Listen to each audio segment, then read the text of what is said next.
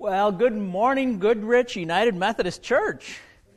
For anyone who doesn't know me, I am Pastor Nick Berlanga. I am the United Methodist pastor for the community of Goodrich. And I want to say thank you for coming out and worshiping with us today. If you're online, I know you're here in spirit. Well, this week we're starting a mini-series, and I call it a mini-series because we're just bridging the time between Ask the Pastor and Lent. Can you believe Ash Wednesday is only 2.5 weeks away? Yes, and then we'll start the season of Lent, and we'll kick off preparing for Easter. All that is coming up.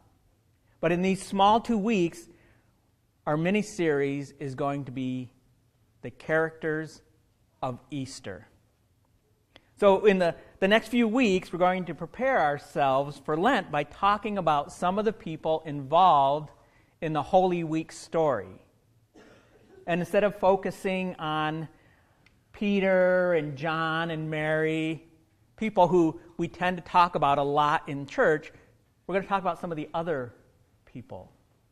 We're going to talk about Judas, Pontius Pilate, and the Sadducees and the Pharisees.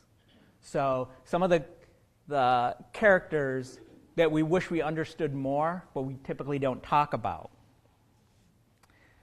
Now this week we're going to talk about Judas. If you recall from last week, there was a question on everyone's favorite talk show, Ask the Pastor, yes, about Judas. And I have the question here. I want to read it, and then we'll see if we cover everything. Who was Judas other than the disciple who betrayed Jesus?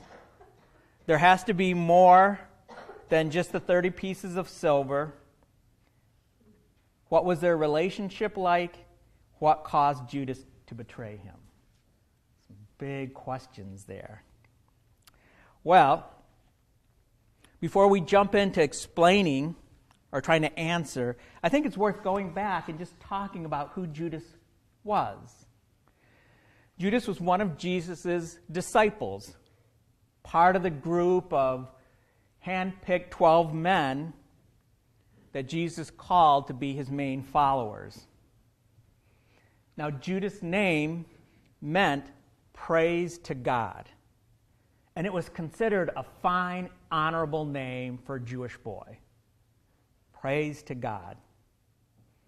Judas' last name was Iscariot. And that's important for a couple reasons. One I'll tell you now and one I'll tell you later. But Iscariot suggests that he was from Judea. This is interesting because all the other disciples are from Galilee. So, right off the bat, Judas was a little bit of an outsider. He may have carried a bit of a chip on his shoulder about this difference. You know, you might be able to imagine that maybe the other disciples like to give him a hard time, make fun of his dialect, maybe his different mannerisms. Maybe it made Judas feel like he didn't quite fit in with the rest of them. Who knows? In any case, what we do know about Judas is that he must have been good with money.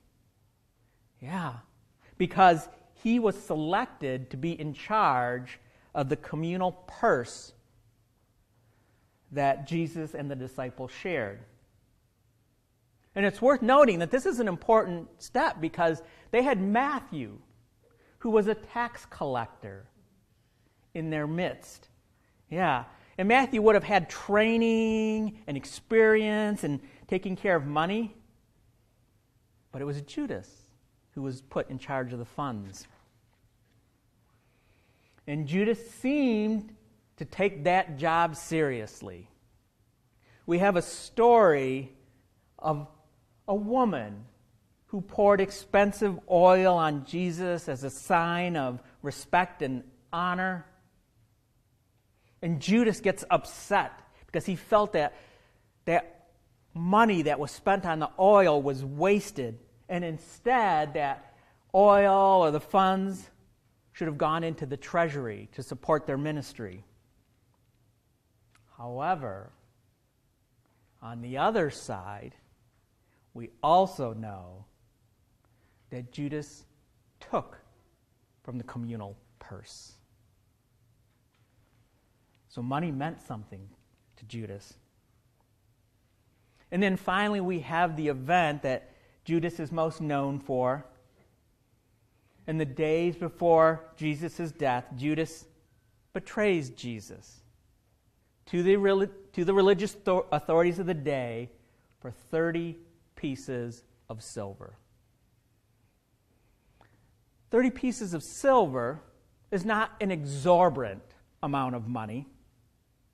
Some people suggest it was about a week's worth of wages.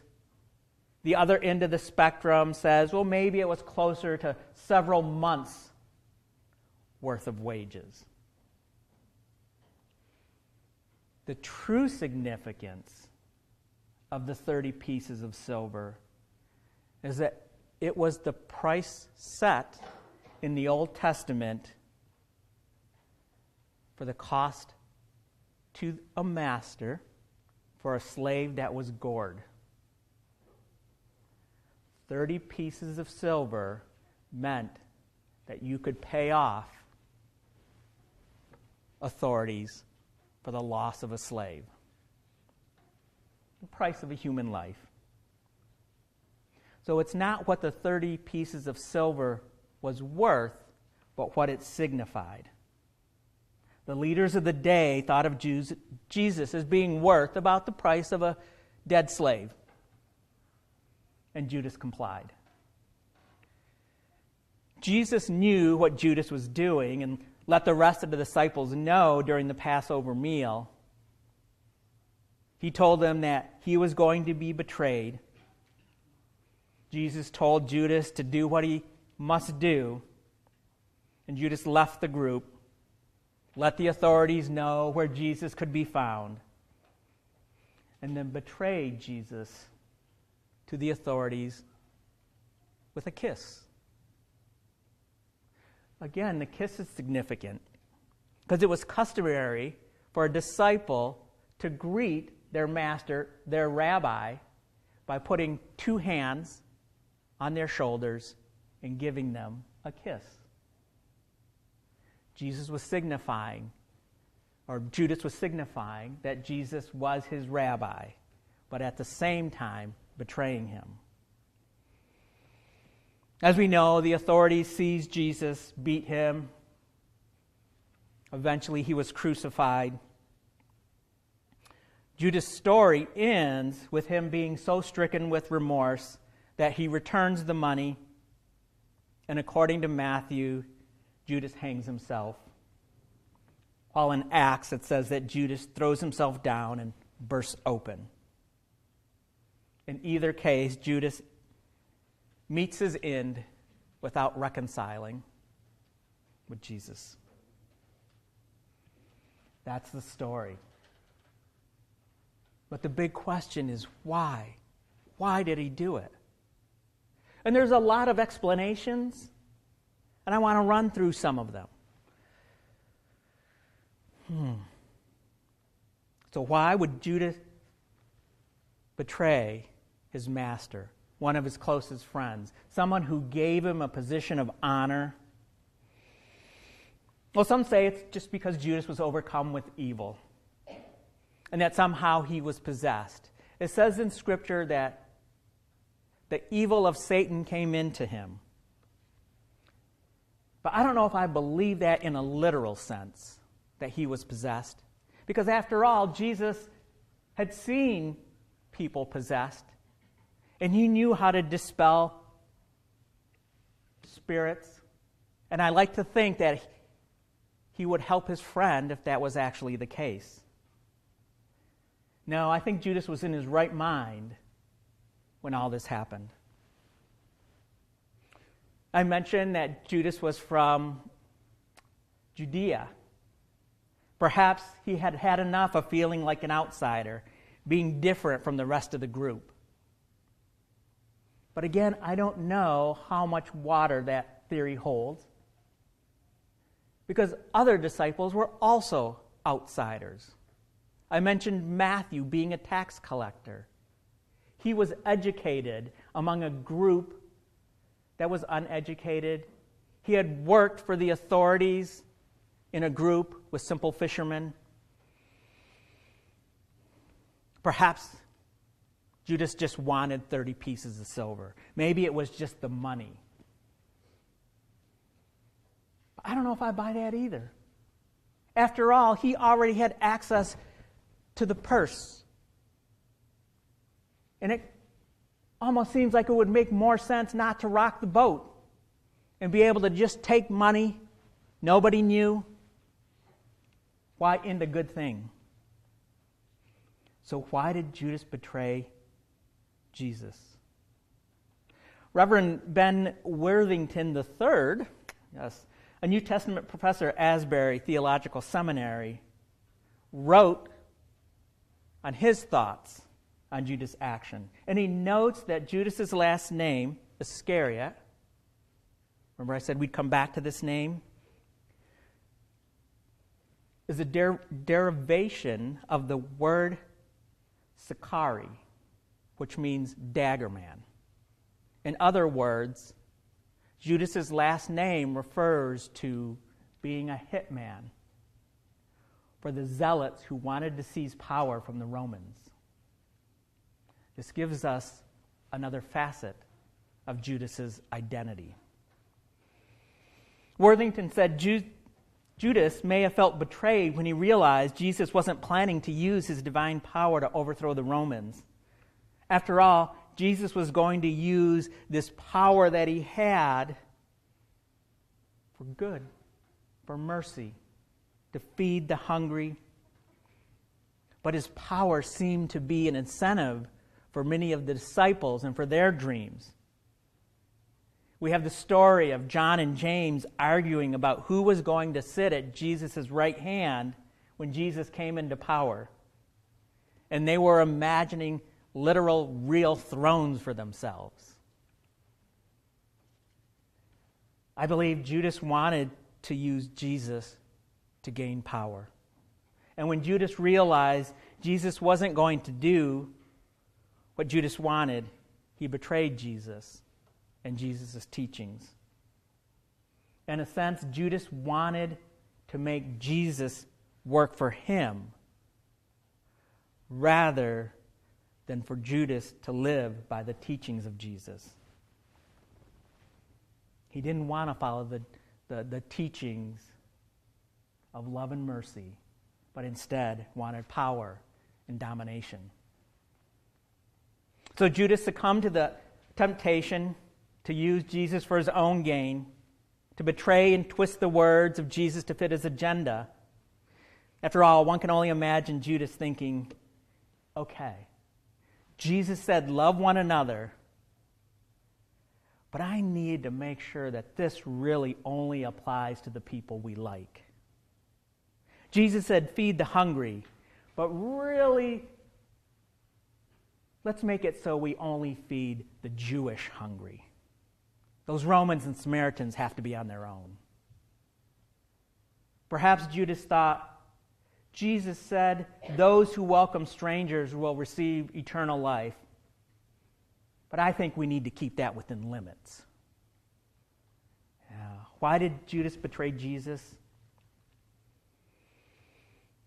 Because perhaps even though he was a disciple, a follower of Jesus, Judas decided Jesus' teachings didn't suit him anymore. He wanted more. He wanted money. He wanted power. He wanted to be in charge. We're living in a time when for many Christians, Christianity is not a way of life, but a means to power.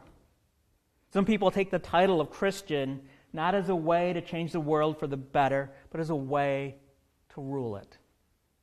And many people fall into the very trap that Judas did. They think that God needs their machinations to make the good news of Jesus work. that ignoring Jesus' teachings and grasping for power in the name of Christianity somehow justifies that grab. It's this hypocrisy using the church for personal gain that has driven people away from the church, including a whole generation. Less than 1%, less than 1 in 5 people between the ages of 20 and 30 attend church. When asked why they don't attend church, 70% of people in this age group cited the church's perceived political and social stances. Only 1 in 5 attend, and 70% of those who don't attend cite the way the church acts. Among the reasons they listed are the, quote, church's attitude toward LGBTQ people, their stance on human rights issues, immigration, climate change, and economic oppression. Yet, these are the very issues that the church should be a beacon on. At its heart, Christ's teachings were about being inclusive to others, welcoming the stranger, empowering women, and addressing the needs of the poor. It's the desire for power, political and economic, that has subverted Christ's message and made it all but invisible to a generation. The only solution to the church is for the church to be the church, the real church of Jesus, to do what we are called to do what we do here, which is to feed the hungry, to do things like make quilts for the homeless, to visit the homebound, and to be an open and inviting place for the rest and sanctuary of every person in the community. In other words, we have to continue to do what we're doing, invite people to do it with us, and to show others an example of what church can be. Yes, that's pretty heavy. I guess what I'm saying is we should be troubled by the number of people who claim Christ's name in their attempts to dominate, who twist and misquote Jesus' words as a way to hurt others. Jesus teaches that it's not power that his followers should be seeking, but opportunities to show mercy, kindness, and love. The cure for the church of domination is the church of grace. Jesus taught that love and mercy and justice are the ways of building God's kingdom. If we think that the kingdom can be built through oppression, domination, and political power, we're falling into the trap of Judas. I pray that we always choose Jesus. If you have any questions, if you would like to talk in more detail, you know I'm always up for a good discussion. And I will say thank you to those people who have taken me up on my offer.